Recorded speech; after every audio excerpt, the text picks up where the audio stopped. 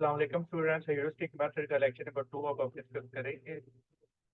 तो हम पढ़ रहे थे ह्यूरिस्टिक मेथड हमने कब यूज़ करना है, उसकी सारी हिस्ट्री हमने देख ली है। तो जो हमारा जो ह्यूरिस्टिक मेथड है 5 प्रिंसिपल पर ये बेस करता है। पहला प्रिंसिपल है प्रिंसिपल ऑफ फ्रीडम, कि यहाँ पर स्टूडेंट को मुकम्मल तौर पर आज़ादी दी जाती है। जैसे हमने बताया था कि स्टूडेंट पूरी तौर पर वो आज़ाद होता है कि किस तरह उसने प्रॉब्लम को सॉल्व करने के लिए सारा उसने सारा उसने प्रॉब्लम को सॉर्ट आउट करने के लिए कौन से उसने प्लान बनाने हैं, तो वो सारा कुछ वो क्या करने में आज़ाद होता है। कोई रोक टोक नहीं होगी, कोई उसको झिड़क कोई डांट डपट उसको नहीं पड़ेगी।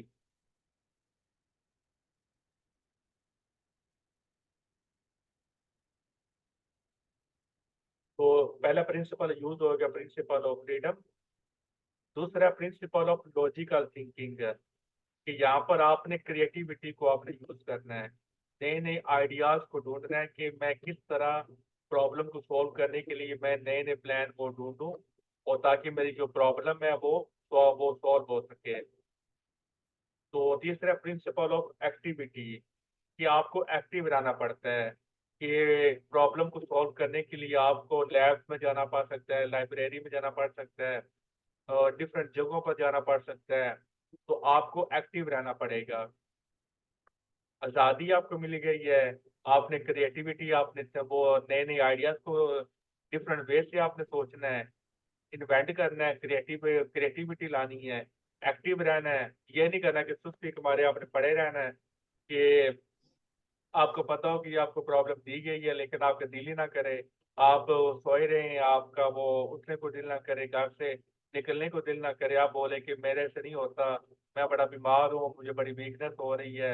ऐसे भी लोग होती हैं। तो ये काम यहाँ पर नहीं होगा, आपको एक्टिव रहना पड़ेगा। Principle of self thinking and self study, यहाँ पर आपको खुद खुद से सोचना होगा, क्योंकि हमने पढ़ा था कि ह्यूरिस्टिक मेथड में कोई आपकी मदद नहीं करेगा। कोई आपको ये नहीं बताएगा कि ये जो प्लान आपने बनाया ये ठीक है या नहीं, वो प्लान सही है या गलत है, ये कौन बताएगा? आप खुद अपने आप को बताएंगे। जब वो प्लान आप अप्लाई करेंगे तो उसके रिजल्ट आपको बता देंगे जो प्लान आपने अप्लाई किया वो ठीक है या नहीं है। तो यानी कि कोई पहले से आपको वो प्लान के बारे में नहीं बताएगा कि ये रास्ता गलत है तो इस रास्ते में नहीं जाना। जब आप उस रास्ते पर चले गए हो तो फिर खुद ब खुद ही आपको आइडिया हो जाएगा ये मेरा प्लान गलत है, तो फिर आप नए रास्ते की तरफ आप जाएंगे। तो ये इसलिए यहाँ पर सेल्फ थिंकिंग का प्रोसेस आपका बड़ा स्ट्रॉन्ग होना चाहिए। सेल्फ स्टडी आपने करनी है, क्योंकि अगर आपके पास नॉलेज होगा तभी आप उस प्रॉब्लम को सॉल्व कर सकते हैं। जी, हमने आपका कोई सवाल है?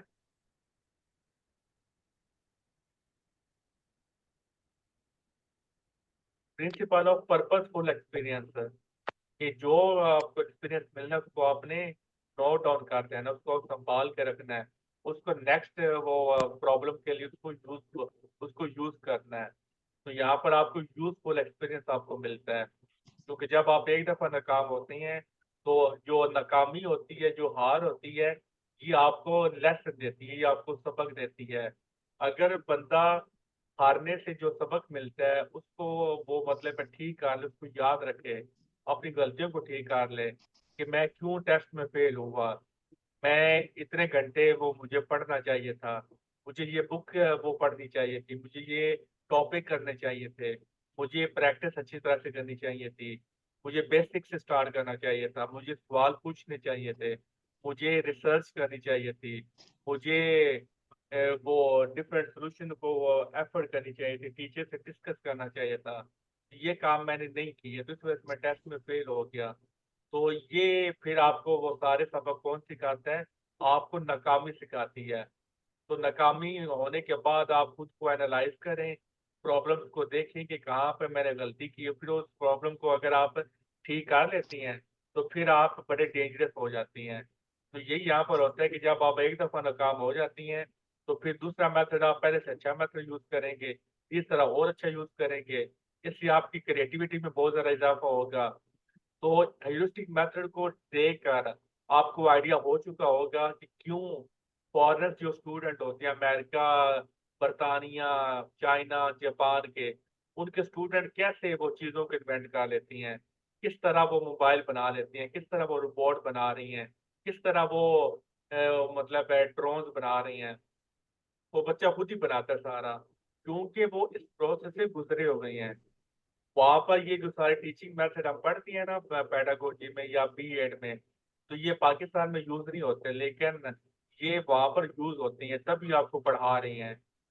तो चूंकि हमें यहाँ पर यूज होते नहीं है, तो हमें शायद ऐसा लगे कि ये जिसने हमें बस वो मतलब हमें वक्त में डाला हुआ है। ये बकायदा रिसर्च होती है। रिसर्च करने के बाद बड़े बड़े जो माहिर नफ्सियात होती हैं, उनकी वो मतलब मेहनत के बाद आप तक यहाँ पर ये पहुंची हैं, इनके नाम पहुंची हैं। जो लेक्चर मेथड पढ़ा है, जो आपने डिस्कशन मेथड, ह्यूरिस्टिक मेथड, जितने भी डिफरेंट टीचिंग मेथड्स हैं, इनके पीछे पूरी पूरी रिसर्च है, सालों की मेहनत है, तब जाकर यहाँ तक पहुंची हैं। और वहां पर इनको अप्लाई किया जाता है, इनको यूज किया जाता है। अब जब बच्चे को आप प्रॉब्लम देंगे, वो खुद सॉल्व करेगा, तो देखिए उसका दिमाग कितना ज्यादा खुलेगा, उसकी क्रिएटिविटी में कितना ज्यादा इजाफा होगा, उसकी लॉजिकल थिंकिंग में कितना ज्यादा इजाफा होगा, उसके सेल्फ कॉन्फिडेंस में इजाफा होगा, उसके सब्र में इजाफा होगा। क्योंकि जब आप हारती हैं, तो आप डेस्परेट हो जाती हैं, आप मायूस हो जाती हैं, आप परेशान हो जाती हैं। इन चीजों को नेगेटिव थॉट्स आपकी आती हैं, आपके माइंड में आ जाएगा ये प्रॉब्लम आपसे हल नहीं हो सकती, आप नाकाम हो गया, आप नालायक हो, ये काम आपसे नहीं हो सकता। ये थॉट्स आपके अंदर आएंगी।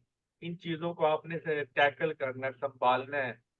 तो चूंकि स्टूडेंट अभी स्टूडेंट लाइफ में वो चीजों को फेस कर रहा है, प्रैक्टिकल लाइफ में अभी तक वो नहीं किया। तो जब स्टूडेंट लाइफ में ये सारी हार को, नाकामियों को वो बर्दाश्त करेगा, उसके अंदर वो सब्र का जज्बा पैदा होगा।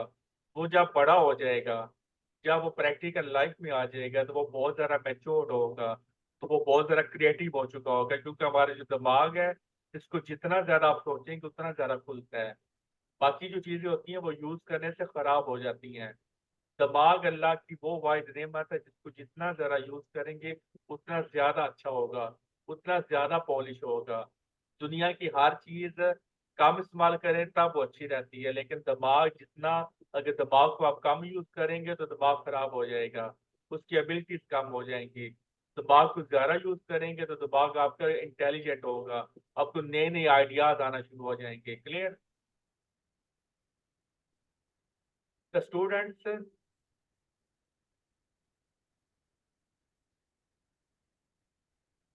The students can acquire information from different sources by using their creative thinking and imaginative power.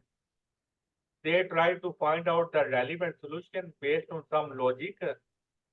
They learn by self experience. क्योंकि यहाँ पर आपको कोई टीचर नहीं है, यहाँ पर तजुर्बा ही आपका टीचर है। यहाँ पर आपने गलतियों से करके खुद ही सीखना है। टीचर ने जस्ट आपको रास्ता दिखा दी है, प्रॉब्लम दे दी है, उसको अब उसकी मदद आपको नहीं मिलेगी। उसकी मदद के बगैर अब आपने खुद ही सीखना है। तो यानी कि यहाँ पर आपका टीचर कौन होगा? आपका सेल्फ एक्सपीरियंस ही आपका टीचर होगा। यानी कि ह्यूरिस्टिक मेथड में आपके जो टीचर वो आप खुद ही होती हैं, सेल्फ एक्सपीरियंस ही आपका टीचर होता है। तो स्टेप्स इन्वॉल्व होती हैं ह्यूरिस्टिक मेथड में। कौन कौन सा स्टेप होता है? सबसे पहला step, presenting the problem. The first step is that the teacher should present the problem before the students. Students के सामने वो प्रॉब्लम पेश करेंगे। The teacher assist in recognizing the problem. सवाल को समझने में वो स्टूडेंट की हेल्प करेगा। That the student will investigate. तो यानी कि सवाल को समझने में वो जैसे आपको हेल्प करेगा कि ये सवाल है, तो ये सवाल प्रॉब्लम किससे रिलेटेड है, तो ये बात इतना आपको वो बता देगा। बाकी प्रॉब्लम को हल किस तरह करना है वो आपने खुद काम करना है। Determination of problem.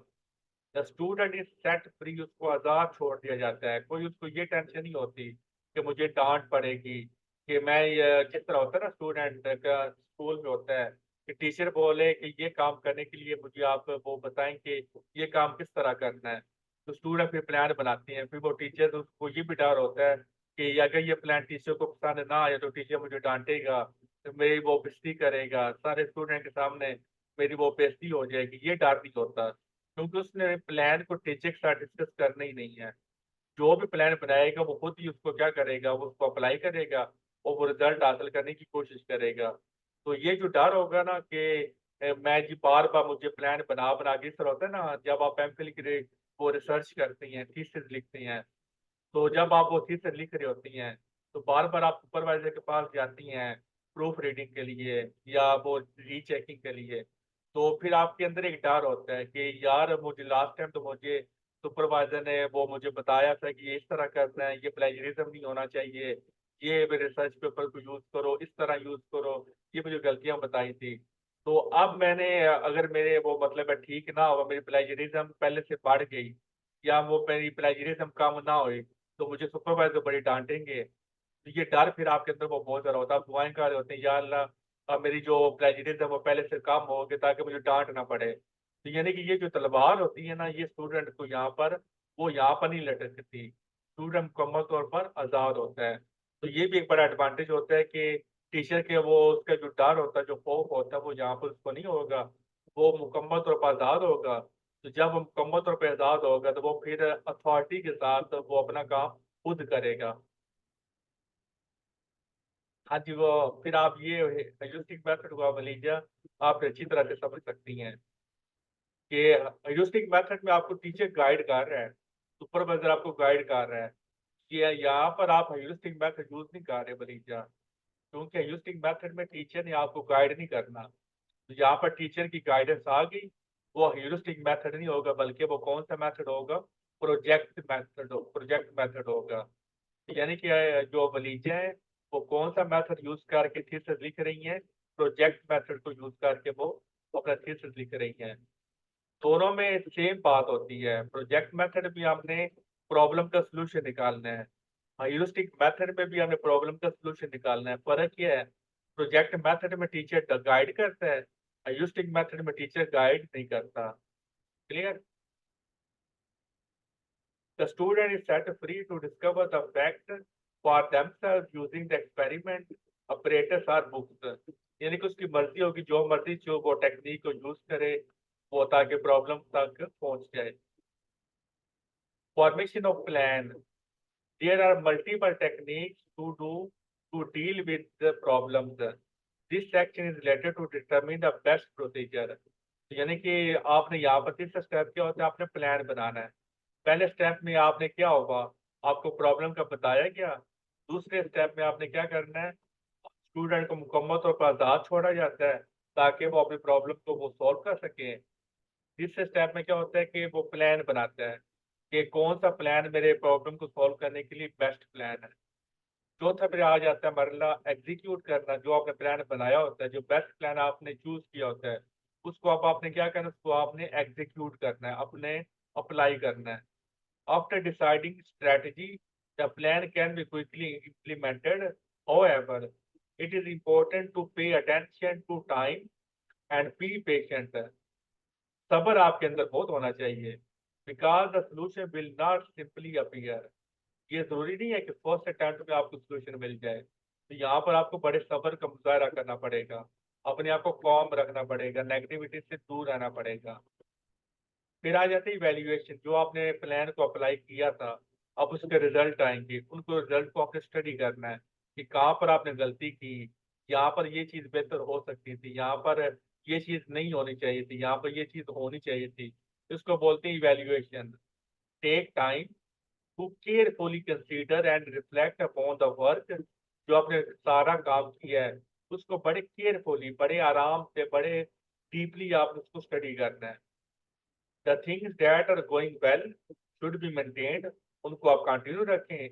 And those leading to lesser solution, जो आपको प्रॉब्लम क्रिएट करें, जो मतलब है गलत है, उनको आप कम कर दें, जो अच्छी जा रही है उनको आप मेंटेन रखें। तो यहाँ पर फिर आप क्या करते हैं, ये आपका फाइनल स्टेप होता है।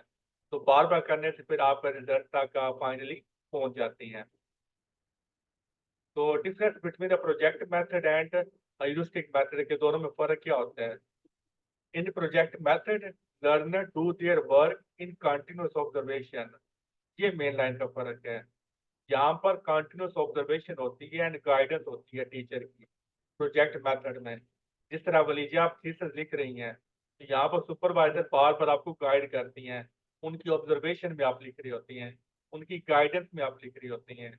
लेकिन जो इसका मतलब है, जब आप थीसिस लिखती हैं तो आप कौन सा मेथड यूज करती हैं? प्रोजेक्ट मेथड ऑफ टीचिंग आप यूज कर रही होती हैं थीसिस लिखने के लिए, अपनी रिसर्च करने में। यूजिंग मेथड में क्या होता है? No help, no guidance is provided by teacher once problem is given. एक दफा टीचर ने प्रॉब्लम दे दी स्टूडेंट को, तो कोई उसको गाइडेंस नहीं दी जाएगी, कोई उसको हेल्प नहीं दी जाएगी। Teacher keeps in mind the age. अब जो प्रॉब्लम आपने टीचर ने देनी है, तो वो उसने बच्चे की एज के मुताबिक उसने देनी है, बच्चे की एबिलिटी के मुताबिक देनी पड़ेगी। लेवल ऑफ स्टूडेंट, स्टूडेंट की क्या वो लेवल के मुताबिक उसको देनी पड़ेगी। ये नहीं है कि बच्चा बीएससी कर रहा है और आप उसको एमफिल की प्रॉब्लम दे दो।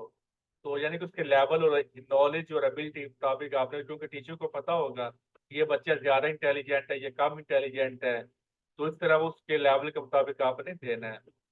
तो हर चीज के फायदे भी होते हैं, नुकसान भी होते हैं। तो इसका फायदे हम आप पढ़ती हैं तो इसके क्या फायदे हैं? It develops the habit of inquiry, कि ये सवाल पूछने का जज्बा आपके अंदर पैदा करता है, खोज लगाने का पता लगाता है। आपके अंदर हैबिट डेवलप हो जाती है कि कोई भी अगर आपको चीज परेशान करती है, किसी सवाल का जवाब अगर ढूंढने की जो तजस्सुस होता है, जो क्यूरियोसिटी होती है, वो आपके अंदर आपकी आदत बना देता है। तो आपके फिर आपको आदत पड़ जाए कि चीजों की रियलिटी की खोज लगाना।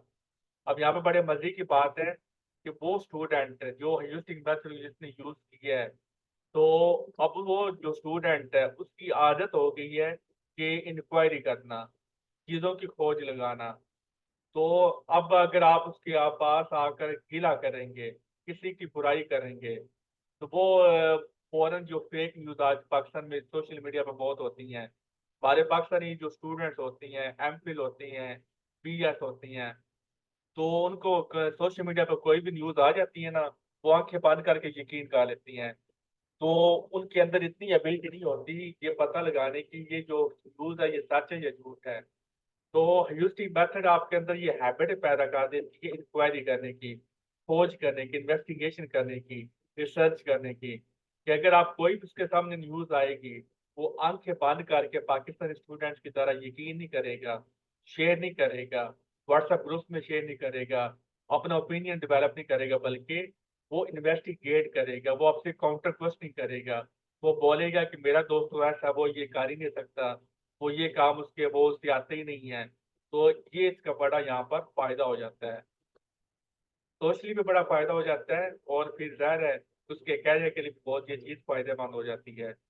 It helps in achieving cognitive, ये बड़ा इंपॉर्टेंट एमसीक्यू है कि जो हमारे पास ह्यूरिस्टिक मेथड है, तो ये तीन एक्सपेक्ट ऑफ जो हमारे है ब्लूम टैक्सोनॉमी, ये हमारा अलग से टॉपिक होगा, वो जब हम पढ़ेंगे।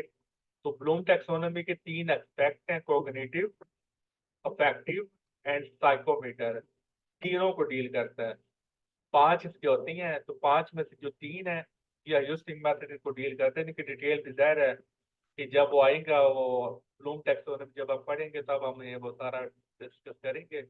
फिलहाल आप एमसीक्यू के लिए याद रख लें कि तीन ये एक्सपेक्ट हैं ब्लूम टैक्सोनॉमी के, जो ह्यूरिस्टिक मेथड इसको डील करता है। It develops the habit of self learning and self direction. It develop scientific attitude among the student, के खोज लगाना, एक्सपेरिमेंट करना, रिसर्च करना, ये एटीट्यूड उसके अंदर डेवलप हो जाता है। In this method most of the work is done in school. तो यहाँ पर ज्यादा काम जो होता है आपका, मोस्टली काम स्कूल के अंदर ही आपको खुद ही वो कर देती हैं। तो होमवर्क यहाँ पर बच्चों को नहीं दिया जाता। तो यानी कि यहाँ पर फिर जो टेंशन होती है टीचर को कि मैं होमवर्क दूं, फिर मैं होमवर्क को चेक करूं, वो फिर यहाँ पर उसको ये टेंशन से आज़ाद हो जाता है, क्योंकि सारा काम वो स्कूल के अंदर ही कर लेता है। तो घर के लिए कोई काम बचता नहीं है कि जो उसको दिया जाए। तो यानी कि बहुत इंपॉर्टेंट एमसीक्यू आ गया कि ह्यूरिस्टिक मेथड में होमवर्क नहीं दिया जाता। It is a physiological method. Physiology का मतलब है यहाँ पर उसकी बॉडी इन्वॉल्व होती है, उसका ब्रेन इन्वॉल्व होता है, उसके हाथ इन्वॉल्व होती हैं, उसकी आंखें इन्वॉल्व होती हैं, उसके कान इन्वॉल्व होती हैं। तो ये पूरी ये एक फिजियोलॉजिकल एक्टिविटी यहाँ पर होती है। तो ये इसको फिजियोलॉजिकल मेथड भी बोलते हैं कि उसके पाँव इन्वॉल्व होती हैं, यानी कि फिजिकली वो ज्यादा एक्टिव यहाँ पर होता है। As a student learn by self practice, it create clear understanding, क्योंकि जब आप सोच विचार करके खुद से वो सारा कुछ वो सीखेंगे, वो आपको हमेशा याद रहेगा, वो आप कभी भी भूलेंगे नहीं। स्टूडेंट लर्न बाय डूइंग, खुद करके वो स्टूडेंट सीखती हैं, तो जो खुद करके काम बंदा सीखता है वो काम फिर इंसान को कभी भी नहीं भूलता। तो इसलिए हम कहते हैं कि जो वक्त होता है, जो हालात होती हैं, ये इंसान के सबसे बड़े उस्ताद होती हैं।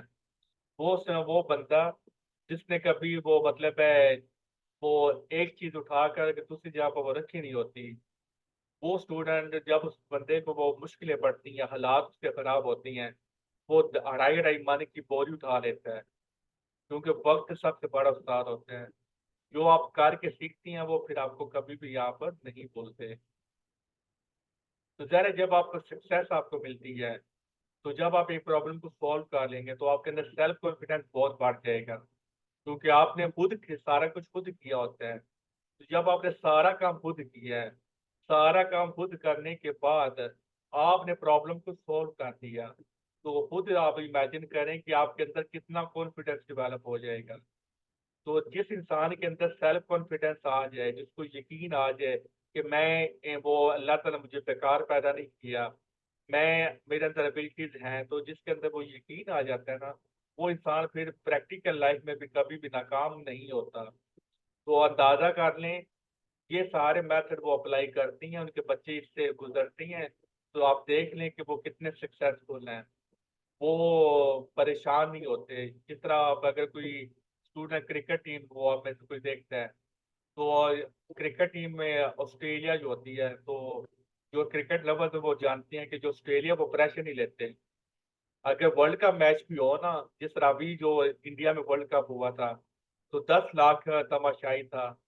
ऑस्ट्रेलियन जो फैंस थे वो बहुत कम थे, तो 10 लाख भारतीय फैंस के सामने वो भी चार्ज जो क्राउड था, जो मतलब बड़े फेमस है, जहाँ पर क्रिकेट एक इबादत समझी जाती है, इतने अग्रेसिव, इतने चार्ज क्राउड के सामने वर्ल्ड कप का इवेंट हो रहा हो, वो भी उनके होम ग्राउंड में, तो वहां पर ऑस्ट्रेलियंस ने प्रेशर नहीं लिया, क्योंकि वो सारी चीजें यहाँ पर वो करके सिस्टम से गुजर के आई होती हैं।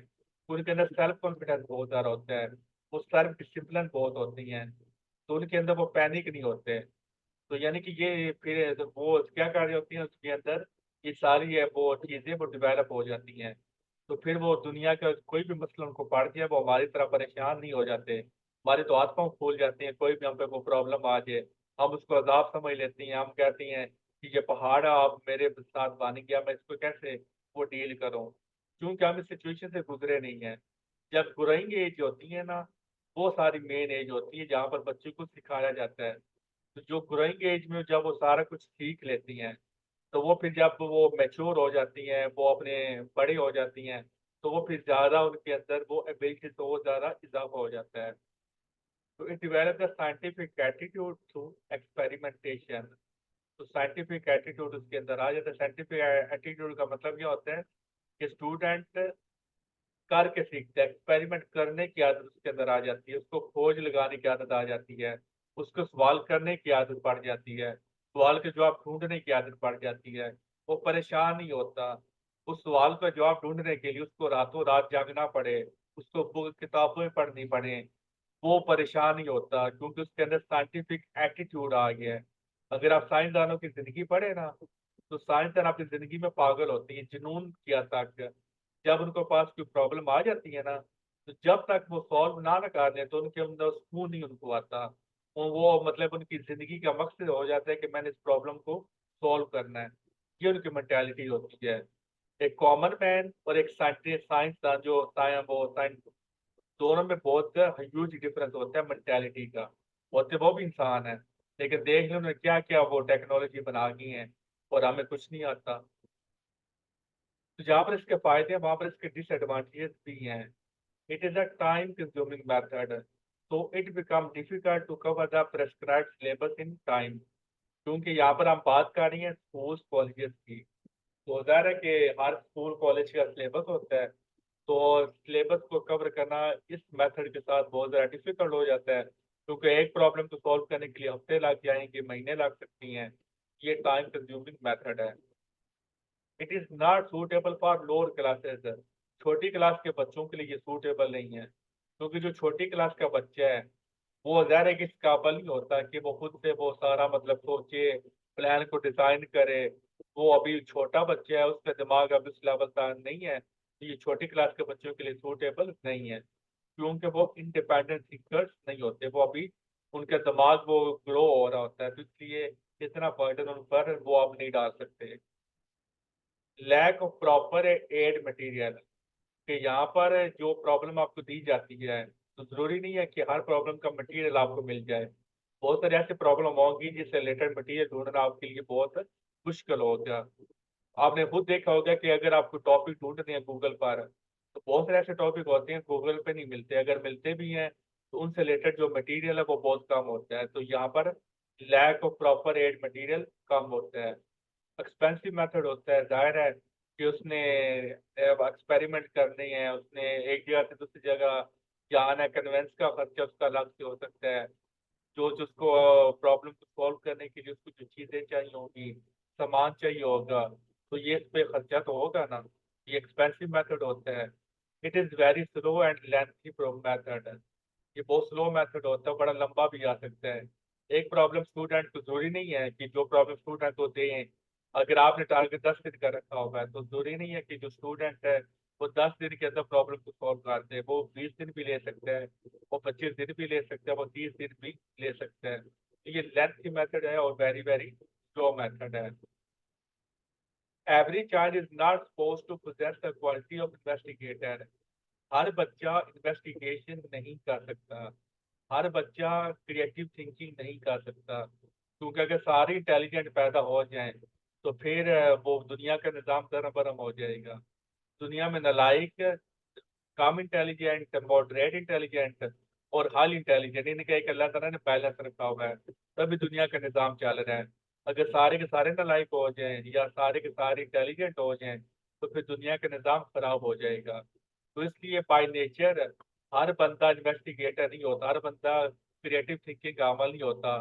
तो इसलिए ये मेथड हर बच्चे के लिए सूटेबल नहीं है। अब जिस बच्चे को आदत ही नहीं है सोचने की, तो उसको आप बोले कि ये करके प्रॉब्लम दो तो वो तो नहीं कर पाएगा। वो कुछ बच्चे वैसे भी वो दिमागी तौर पर वो नालायक होती हैं, उनको वो इंटेलिजेंस उनकी कम होती है। तो ये था हमारा आज का यूस्टिक मेथड। तो कल इंशाल्लाह ताला हम टॉप 20 MCQs यूस्टिक मेथड से रिलेटेड हम ये टॉप 20 MCQs वो हम क्या करेंगे, क्लास के अंदर सॉल्व करेंगे, ताकि आपको पता चल जाए कि पेपर में MCQ किस तरह के आती हैं। जो कंसेप्ट आज आपने पढ़ा ये किस तरह एमसीक्यूज में यूज होता है, तो हम कल जब हम 20 MCQ करेंगे तो वो फिर वहां पर आप देख लेंगे कि किस तरह ये जो सारा कंसेप्ट है ये पेपर में एज एन MCQ वो आएंगे। तो इस तरह आपकी छोटी सी प्रैक्टिस आपकी क्लास के अंदर हो जाएगी।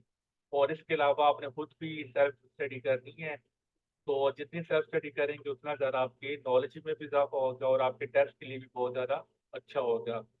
तो मैं सिर्फ 20 MCQ इसलिए करवाता हूँ कि ताकि आपको आइडिया हो जाए कि MCQ किस तरह के आनी है, जो कंसेप्ट आपने सीख लिया है उसको आपने अप्लाई किस तरह करना है। ये जैसे छोटी सी प्रैक्टिस है, तो ये ना समझ लीजिएगा कि सर ने 20 MCQ करवा दी है अब बस जी हमारा मुकम्मल तैयारी होगी, नहीं। जितनी ज़्यादा प्रैक्टिस करेंगे उतना ज़्यादा आप सीखेंगे, और प्रैक्टिस मेक्स मैन परफेक्ट। कोई सवाल है तो पूछते हैं, नहीं तो मैं मीटिंग एंड कर दूँ।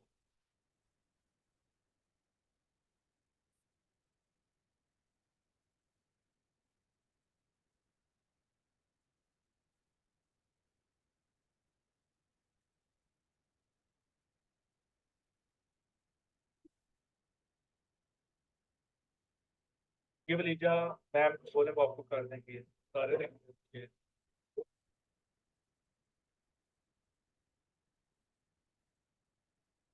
ओके फिर अल्लाह हाफिज।